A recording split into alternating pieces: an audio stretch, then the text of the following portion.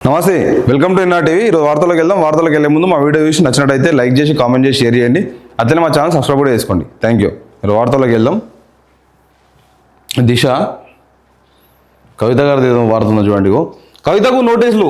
Delhi liquor scam case నిందితులకు Rouse revenue court clean chit ఇవ్వడాన్ని CBI Delhi high court సవాల్ చేయగా సోమవారం న్యాయస్థానం విచారణ జరిపింది. అనంతరం జాగృతి అధ్యక్షురాలు కవితకు సిబిఐ నోటీసులు ఇచ్చింది.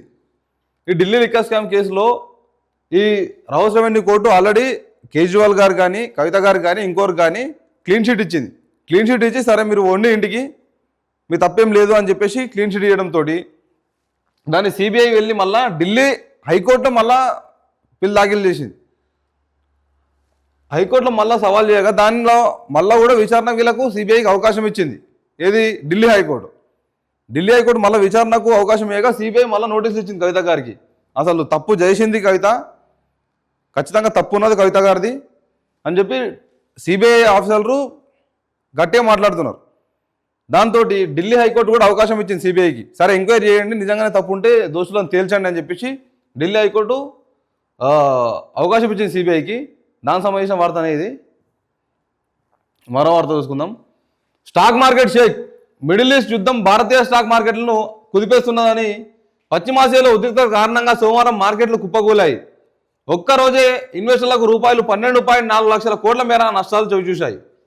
ఈ యుద్ధం సందర్భంగా స్టాక్ మార్కెట్లే కాదు అనేక వాటిపైన ఎఫెక్ట్ పడుతూ ఉన్నది. స్టాక్ మార్కెట్లతోటి కలిపి స్టాక్ మార్కెట్లు కానీ గోల్డ్ కానీ వెండి కానీ లేకపోతే ఈ ఉక్కు కానీ సిమెంట్ కానీ ఇట్లా ప్రతి దానిపైన ఫ్యూల్ పైన కానీ ప్రతి దానిపైన యుద్ధం ఎఫెక్ట్ భారీ ఎత్తున చూపిస్తున్నది. ఇంత అంత అని చెప్పట్లేము, భారీ ఎత్తున చూపిస్తున్నది. ఎందుకంటే ఈ యుద్ధమే మూల కారణం ప్రతిదానికి. దేశాలన్నీ కూడా ప్రశాంతంగా ఉన్నాయంటేనే, స్నేహ సంబంధాలు ఉన్నాయంటేనే ఒకరు ఇచ్చిపుచ్చుకునే ధోరణి ఉంటుంది. కాబట్టి వాళ్ళకి లేని మనకు వాళ్ళ దగ్గర లేని మనం ఇవ్వడం ఇట్లాంటి దాంతో నడుస్తుంటుంది వ్యవస్థ. అట్లాంటి వ్యవస్థలో ఈరోజు యుద్ధం జరగడంతో వాస్తవానికి అవి కూడా మెయిన్ కంట్రీస్. ఈ మెయిన్ కంట్రీసే యుద్ధం ప్రకటించడంతో ఇక అన్నిటిపైన ఎఫెక్ట్ పడుతుంది. అందులో ముఖ్యంగా స్టాక్ మార్కెట్ చూడండి, ఒక్క రోజు ఇంత నష్టం, ఇక 12.4 లక్షల కోట్ల మేర నష్టాలు చూసినాయంటే అర్థం చేసుకోండి ఎంత నష్టం వచ్చింది అనేది. ఇట్లా ప్రతి దానిపైన ఎఫెక్ట్ పడుతున్నది యుద్ధంది. అందులో స్టాక్ మార్కెట్లు కొంచెం పెద్ద ఎత్తున పడ్డది. ఎందుకంటే మిగతా అన్నిటి కూడా కొంచెం రేట్ పెంచో ఇంకోటో చేసి వాళ్ళు నష్టాలు రాకుండా చూసుకుంటారు. కానీ స్టాక్ మార్కెట్ అట్లా ఉన్నది కదా ఛాన్సు. వాళ్ళ ఇష్టం పెంచాలనుకుంటే పెంచుతారు, లేకపోతే పడేస్తారు, కథం. అట్లుంటుంది అనమాట. వాళ్ళ డిమాండ్ సప్లై పైన ఆధారపడి ఉంటుంది స్టాక్ మార్కెట్ది కూడా. అది ఎఫెక్ట్ ఖచ్చితంగా పడుతుంది ఇక, ఎందుకంటే యుద్ధం ఎఫెక్ట్ అట్లున్నది కాబట్టి.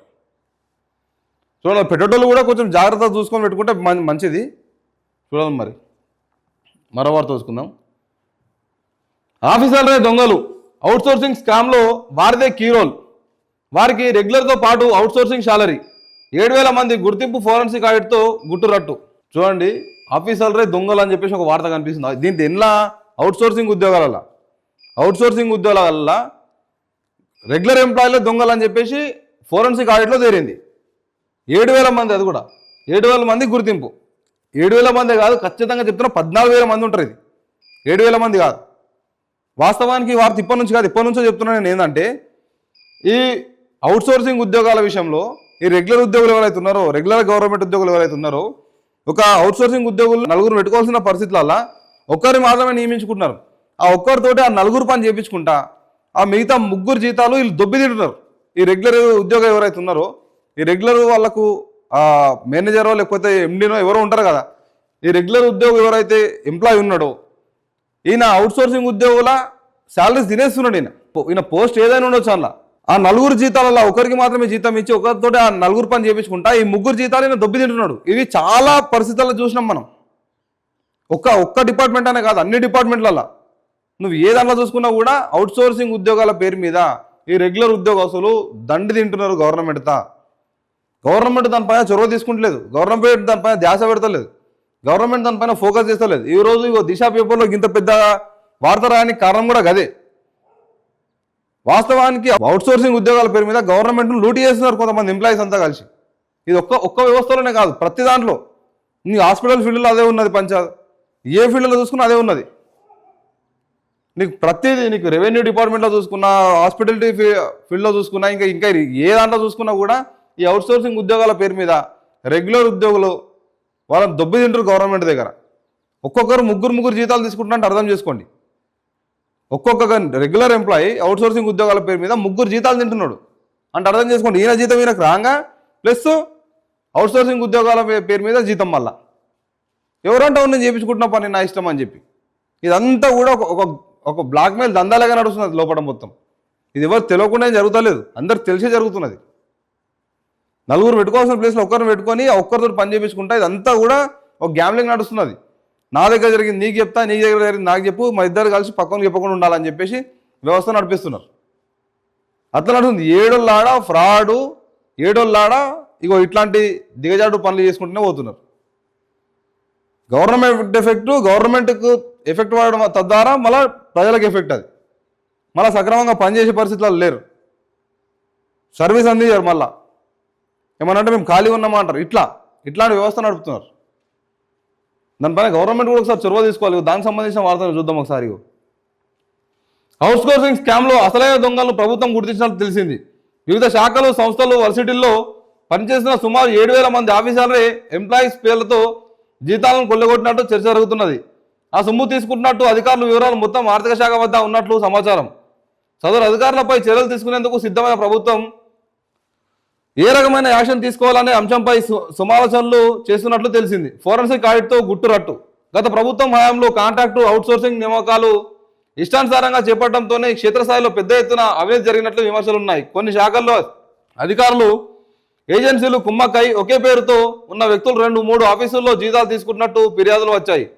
కొన్ని సంస్థల్లో జీతాలు డ్రా చేస్తున్నారని కానీ సిబ్బంది మాత్రం పనిచేయడం లేదని ఆరోపణలు ఉన్నాయి. ఈ విషయాలను సీరియస్గా తీసుకున్న CM Revanth Reddy bogus contract outsourcing ఎంప్లాయీస్ను గుర్తించి ఏరివేయాలని రిటైర్ ఐఏఎస్ శాంతికుమారి నేతృత్వంలో కమిటీకి బాధ్యతలు అప్పగించారు. ఆ కమిటీ రెగ్యులర్గా ఎంప్లాయీస్తో పాటు కాంట్రాక్ట్ అవుట్సోర్సింగ్ ఉద్యోగుల ఆధార్ కార్డు, బ్యాంక్ అకౌంట్ డీటెయిల్స్ను ఆర్థిక శాఖకు సంబంధించిన వెబ్సైట్లో అప్లోడ్ చేయాలని, అప్పుడే జీతాలు రిలీజ్ చేస్తామని కండిషన్ పెట్టింది. దీంతో వివిధ శాఖలు, సంస్థలు, వర్సిటీలు తమ వద్ద పనిచేస్తున్న ఎంప్లాయీస్ వివరాలను ఆన్లైన్లో నమోదు చేశాయి. కాగా ముందుగా శాశ్వత ఉద్యోగుల వివరాలను ప్రభుత్వం వద్ద ఉన్నట్టు ప్రత్యేక సాఫ్ట్వేర్ 360 డిగ్రీల్లో ఫోరెన్సిక్ ఆడిట్ వడపోశారు. దీంతో 7,000 మంది రెగ్యులర్ ఎంప్లాయీస్ కాంట్రాక్టు అవుట్సోర్సింగ్ సేవల పేరుతో జీతాలు తీసుకుంటున్న విషయం వెల్లడైనట్లు తెలిసింది. ఒకరికి 2 జీతాలు రూపాయలు 7,000 మంది ఎంప్లాయీస్ ప్రతి నెల రెగ్యులర్ శాలరీలు తీసుకుంటూనే కాంట్రాక్ట్ అవుట్సోర్సింగ్ సేవల పేరుతో మరో జీతం తీసుకుంటారని గుర్తించినట్లు తెలిసింది. కొందరు ఒకే బ్యాంక్ అకౌంట్లో 2 రకాల జీతాలు తీసుకోగా మరికొందరు వేర్వేరు బ్యాంక్ అకౌంట్లో జీతాలు పొందినట్లు తెలుస్తున్నది. ఆ జాబితాలో మెజార్టీ మంది ఉన్నత స్థాయి అధికారులే ఉన్నట్లు సమాచారం. కాంట్రాక్ట్ అవుట్సోర్సింగ్ సేవలు అందించే ఏజెన్సీలకు కుమ్మక్కై అధికారులు అక్రమాలకు పాల్పడ్డారు. ఆఫీసర్లు కావడంతో ఏజెన్సీలు సైతం మౌనంగా ఉన్నట్లు విమర్శలు వస్తున్నాయి. ఈ అక్రమాలు ఎక్కువగా ప్రభుత్వం నుంచి ఆర్థిక సాయం పొందే సంస్థలు, కార్పొరేషన్లు, వర్సిటీలు, ఇతర సంస్థల్లో ఉన్నట్లు గుర్తించారు. వీరందరిపై చర్యలు తీసుకునేందుకు రెడీ అయిన ప్రభుత్వం ఇలాంటి చర్యలు తీసుకోవాలనే అంశంపై ఆరా తీస్తున్నట్లు తెలిసింది. ఇంతకాలం అక్రమంగా తీసుకున్న జీతానికి వెనక్కి తీసుకోవాలా లేకపోతే కేసులు నమోదు చేయాలా అనే అంశంపై సీఎం అధికారులతో ఆలోచనలు చేస్తున్నట్లు సమాచారం.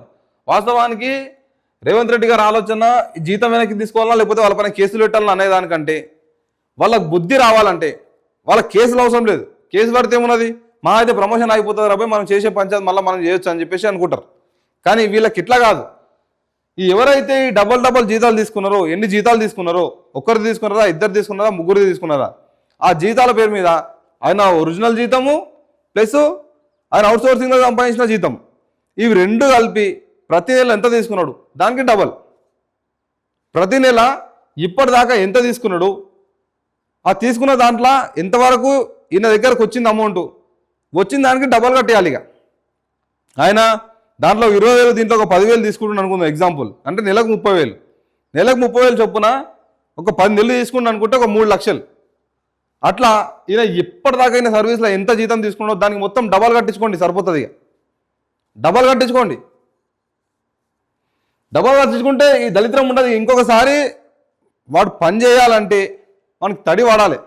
వాడు ఇంకొకసారి ఇట్లాంటి పనులు చేయాలంటే మనకి తడి వాడాలి. అట్లా కార్యాచరణ చేయండి,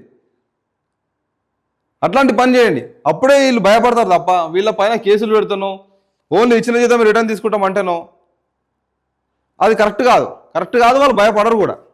వాళ్ళు భయపడాలి కరెక్ట్గా. అంటే ఇప్పటిదాకా ఇచ్చిన జీతంలో వాళ్ళు మొత్తం ఎన్ని జీతాలు తీసుకున్నారు అన్ని జీతాలకు డబల్ కట్టించుకోండి. డబల్గా అవసరమైతే త్రిబుల్ కట్టించుకోవాలి. కట్టించుకుంటే ఇంకొకసారి దాని జోలు కోరిక ఎందుకు నాయన పంచాయతీ మన పని మనం చేసుకొని మన జీతం మనం తీసుకొని హ్యాపీగా ఉంటే సరిపోతుంది అనుకుంటారు. అట్లా లేదు అంటే మాత్రం ఈ కేసులు పెట్టినంత మాత్రం భయపడరు. మన దగ్గర మన వ్యవస్థలో కేసులకు భయపడే నాయకులు కానీ కేసులకు భయపడే ఈ ఎంప్లాయీస్ కానీ లేరుగా. ఎందుకంటే అట్లా జరిగిపోతున్నది అంతా. అట్లా కొనేస్తున్నది అందరినీ. కాబట్టి వీళ్ళపైన కేసులు అవసరం లేదు. ఇక ఏం చేయాలో అది చేసి ఎట్లా వసూలు చేయాలో అట్లా వసూలు చేయాలి అంతే. వాళ్ళకి బుద్ధి వస్తుంది ఇక ఆటోమేటిక్. నువ్వు డబల్గా త్రిబుల్ తీసుకున్నావు తప్పు లేదు వీళ్ళ దగ్గర. ఎందుకంటే వీళ్ళు చేసింది ఫ్రాడ్. తెలియక చేస్తే తప్పు, తెలిసి చేస్తే ఫ్రాడే. గవర్నమెంట్ దగ్గరనే ద్రోహం చేస్తున్నారు, గవర్నమెంట్కి అన్యాయం చేస్తున్నారు. ఎవరికైతే సర్వీస్ చేయాలన్న ప్రజలకు వాళ్ళకి అన్యాయం చేస్తున్నట్టు వాళ్ళని క్షమించే ప్రసక్తే లేదు, క్షమించొద్దు కూడా. రేవంత్ రెడ్డి గారికి మేము కోరేది కూడా ఒకటే, వీళ్ళని గట్టిగా నిర్ణయం తీసుకొని వీళ్ళకి గట్టి శిక్షనే పడాలి. అంటే అంత ఆషమాష విషయం కాదు. మళ్ళీ వాళ్ళు ఆస్తులు అమ్ముకొని కట్టినా సరే కానీ ఖచ్చితంగా డబల్ లేదా త్రిబుల్ కట్టించుకొని వాళ్ళతోటి. అట్లయితేనే సెట్ అవుతారు వాళ్ళు. 25,000 మంది వివరాలు ఇవ్వలే. రాష్ట్రంలో సుమారు 4.90 లక్షల మంది కాంట్రాక్ట్ అవుట్సోర్సింగ్ ఎంప్లాయీస్ ఉన్నట్లు గుర్తించిన ప్రభుత్వం Aadhaar number, bank account details ఇవ్వాలని కండిషన్ పెట్టడంతో బినామీలో అలర్ట్ అయ్యారు. ఆర్థిక శాఖ వెబ్సైట్లో ప్రభుత్వం విధించిన గడువు దాదాపు 4.60 లక్షల మంది వివరాలు మాత్రమే అంట. ఇంకా 25,000 మంది వివరాలు ఇవ్వలేరంట. అంటే అర్థం చేసుకోండి, దొంగలు ఇంకా మేము దొంగల మంది బయటపడతామని భయపడి వాళ్ళు వేయలేరు. ఇంకా కథ నడుస్తున్నది పంచాయత్. ఏదేమైనా వీళ్ళని మాత్రం అంత ఈజీగా ఎవరిని కూడా వదలొద్దు. వద్దడమే కాదు, వాళ్ళకి గట్టి శిక్షనే వాడాలి. చూద్దాం, మరో వార్త చూసుకుందాం. ప్రజల ప్రవర్తనలోనూ మార్పు రావాలి.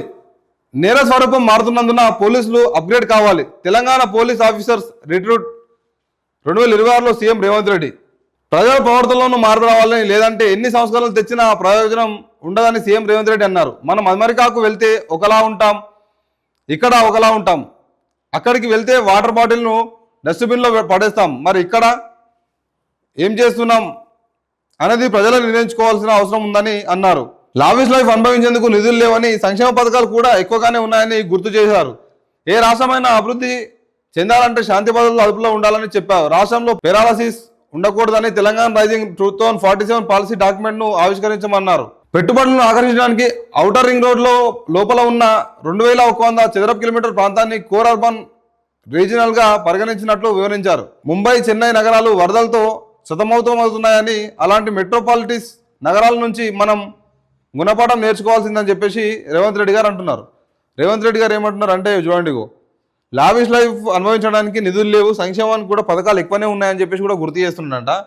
మరి ఇట్లాంటి పరిస్థితుల్లో సంక్షేమ పథకాలు కూడా ఎక్కువ ఉన్నాయి, సంక్షేమం కూడా అందించాలి, మనం అభివృద్ధిని అందించాలి, సంక్షేమాన్ని కూడా అందించాలని ఇట్లాంటి సమయంలో ఇట్లాంటి పరిస్థితులల్లో మరి మీరు కొత్త పంచాయతీలు ఎందుకు కట్టుకుంటున్నారు సార్? ఈరోజు మూసీ సుందరీకరణ అంటున్నారు. మూసీ సుందరీకరణ పేరుతోటి ఏం చేస్తున్నారు మీరు? పక్కనేమన్నా కన్స్ట్రక్షన్ చేస్తున్నారా? ఆ నీళ్లు కానీ ఇంకేం కానీ డ్రైనేజ్ సిస్టమ్ కానీ సెట్ చేస్తున్నారా?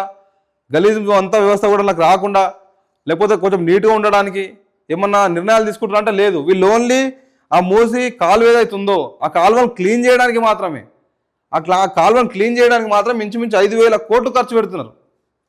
5,000 కోట్లు ఖర్చు పెడుతున్నారు. అది ఎవరికి ఉపయోగం? మరి ఇప్పుడు ఉపయోగం ఇన్ ద సెన్స్ ఆ గలీజ్ను క్లీన్ చేయడము ఆల్రెడీ మున్సిపల్ ఉన్నారు, మున్సిపల్ వ్యవస్థ ఉన్నారు, ఆల్రెడీ మున్సిపల్ వ్యవస్థ చూసుకుంటుంది ఆ పని ఆల్రెడీ.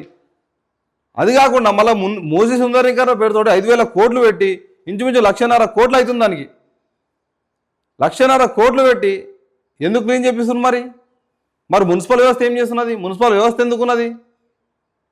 మున్సిపల్లో పనిచేసే నాయకులు ఏం చేస్తున్నారు? మున్సిపల్లో పనిచేసే అధికారులు ఏం చేస్తున్నారు? మరి ఏ ఏరియాలో ఆ ఏరియా మున్సిపల్ చూసుకోవాలి కదా. అది చూసుకోకుండా మూసీ సుందరీకరణ పేరుతో 1,50,000 కోట్లు ఎంత వెచ్చిస్తున్నారు? మరి ఆ 1,50,000 కోట్లతో ఎంత అభివృద్ధి జరుగుతుంది, ఎంత సంక్షేమం అందించవచ్చు, అది కూడా చూసుకోవాలి కదా రేవంత్ రెడ్డి గారు. అది చూసుకోకుండా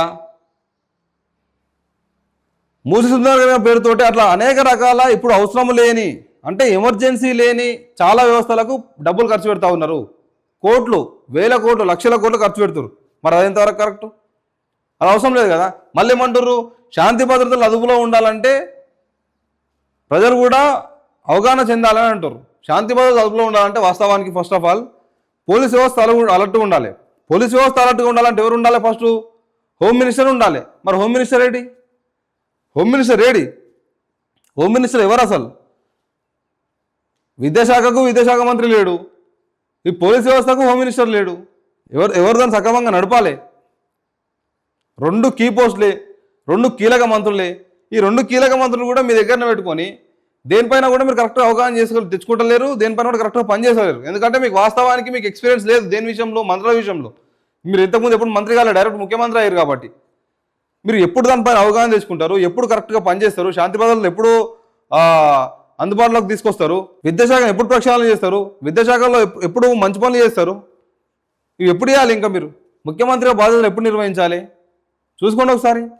శాంతి భద్రతలతో అందుబాటులో ఉండాలి, శాంతి భద్రతలు భద్రత ఉండాలంటే first of all home minister ఉండాలండి. అది గుర్తు చేసుకోవాలి మీరు ఫస్ట్.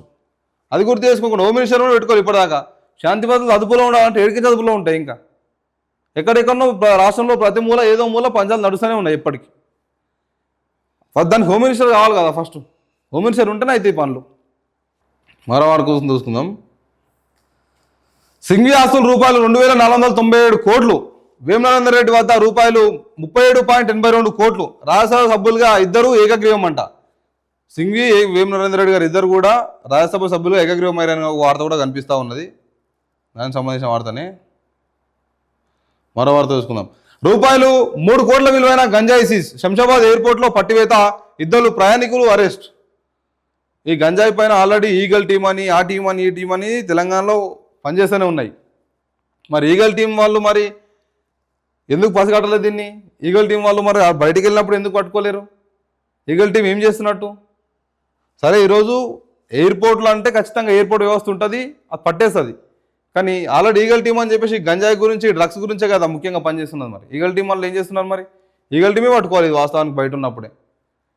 అంటే ఈగల్ టీం కొంచెం నెగ్లిజెన్సీ వహిస్తుందని చెప్పి అనిపిస్తున్నది. దీన్ని గట్టిగా నిర్ణయం తీసుకొని రేవంత్ రెడ్డి గారు దీనిపైన, రేవంత్ రెడ్డి గారు పెట్టిన వ్యవస్థనే కాదు ఈగల్ టీం అనేది, దానిపైన ఇంకా కూడా కొంచెం ప్రెజర్ పెంచా, లేకపోతే ఇంకో రకంగా చేస్తారా చేసి ఇట్లాంటి ఎయిర్పోర్ట్ దాకా కూడా పోవద్దు. ఫస్ట్ ఆఫ్ ఆల్ ఎయిర్పోర్ట్ దాకా చేరినాయంటే ఇంకేడికేడికో చేరుతున్నట్టే. ఇవి అర్థమవుతుందా? ఎయిర్పోర్ట్ దాకా చేరినాయంటే వీడికి ఇంకేడు కూడా పోతున్నట్టే. అడికి పోకుండానే ఆపేసేయాలి. ఆపేస్తే ఈగల్ టీం కరెక్ట్ పని చేస్తున్నట్టు. అదొకసారి చూసుకోవాలి. మరో వార్త చూసుకుందాం. నాన్న అన్న కొడుతున్నారు, అమ్మను నన్ను రోజు వేధిస్తున్నారు, జగిత్యాల కలెక్టర్కు బాలిక ఫిర్యాదు. మా నాన్న అన్న ఇద్దరు కొడుతున్నారు మమ్మల్ని, మాకు ఇబ్బంది పెడుతున్నారు అని చెప్పేసి కలెక్టర్ గారికి ఒక బాలిక ఫిర్యాదు చేసింది. దానికి సంబంధించిన వార్తనే చూడండి. కలెక్టర్కు ఫిర్యాదు చేస్తున్న బాలిక. మరో వార్త చూసుకుందాం. ఎల్పిజి సిలిండర్ బుకింగ్ 21 నుంచి 25 రోజులు పెంచుతూ సర్కార్ నిర్ణయం, బ్లాక్ మార్కెట్ కట్టడికి నియంత్రణ చర్యలు. ఈ గ్యాస్కి సంబంధించిన వార్త ఏంటంటే ఎల్పిజి సిలిండర్ ఇంతకుముందు 21 రోజు, అంటే ఈరోజు బుక్ చేస్తున్నామంటే కరెక్ట్ 21 రోజు తర్వాత మళ్ళీ బుక్ అవుతుండే. కానీ ఇప్పుడు గవర్నమెంట్ మళ్ళీ ఏం నిర్ణయం తీసుకుందంటే ఈ బ్లాక్ మార్కెట్ చేసే వాళ్ళు కొంతమందికి అంటే డబ్బులు దండుకొని తింటున్నారు, ప్రజల దగ్గరికి నుంచి లాక్కొని తింటున్నారు. కాబట్టి ఇట్లాంటి వాళ్ళని కట్టడి చేయాలంటే కూడా ఇంకో 4 రోజులు పెంచి, ఎందుకంటే పేద ప్రజల లోపల మ్యాక్సిమం ఒక్కరితో కూడా 21 రోజుల లోపల ఎవరితో కూడా గ్యాస్ అయిపోదు.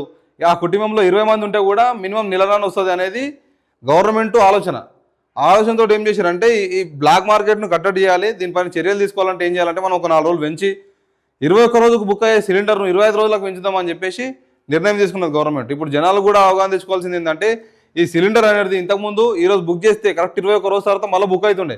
కానీ ఇప్పుడు అట్లా జరగదు. ఈరోజు బుక్ చేస్తే మళ్ళీ 25 రోజుల తర్వాత మళ్ళీ సిలిండర్ బుక్ అవుతుంది.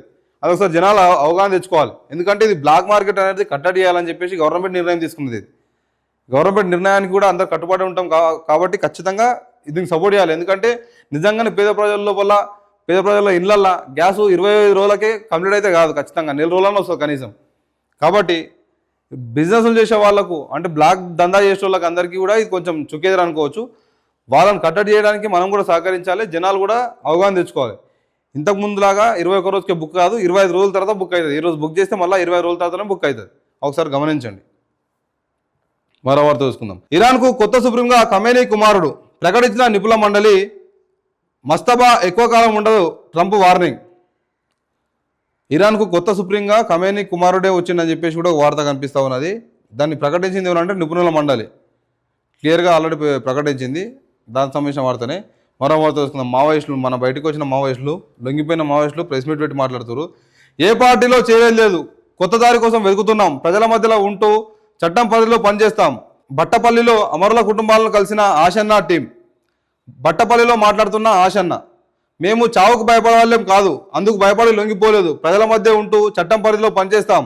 ఏ రాజకీయాల వైపు పార్టీల వైపు వెళ్ళబోం అని మావోయిస్టు మాజీ కేంద్ర కమిటీ సభ్యుడు తక్కలపల్లి వాసుదేవరావు అలియాస్ ఆశన్న స్పష్టం చేశారు. తాము బయటకు రావాలని, మార్పుకు అనుగుణంగా పోరాడాలని అన్ని ఆలోచించే పార్టీ కేంద్ర కమిటీ పాలిట్ బ్యూరోలో చెప్పి ఈ నిర్ణయాన్ని తీసుకున్నట్టు ఆశన్న పేర్కొన్నారు. ఈయన పైన ఒక డౌట్లు ఏముందంటే ఏ ఏ రాజకీయ పార్టీలో చేరుతాడో, ఎవరి నుంచి పనిచేస్తాడని చెప్పేసి ఒక ఆలోచన జనాల లోపల అందరూ ఉండే. దానికి క్లియర్ కట్గా అయినా చెప్పేసిండు, జనాలకు పంపించేసిండు మెసేజ్. ఏంటంటే నేను ఏ రాజకీయ పార్టీ వైపు వెళ్ళను, ఏ రాజకీయ పార్టీ తరఫున పనిచేయను, మేము ఎప్పుడు కూడా జనాల మేలు కోసమే పనిచేస్తాం కాబట్టి చావు కోసం భయపడవాళ్ళం కాదు. కాబట్టి ఖచ్చితంగా ఇంకో రూట్ వెతుక్కొని జనాలకు ఎట్లా దగ్గర కావాలి, జనాల పనులు ఎట్లా చేసి పెట్టాలన్న దానిపైన ఆలోచిస్తున్నాము. అట్లనే పనిచేస్తాం తప్ప ఏ రాజకీయ పార్టీకి కానీ లొంగేది కానీ, ఏ రాజకీయ పార్టీలో కానీ చేరేది కానీ ఉండదని చెప్పేసి ఆశన్న గారు ప్రకటిస్తున్నారు. దానికి సంబంధించిన వార్తని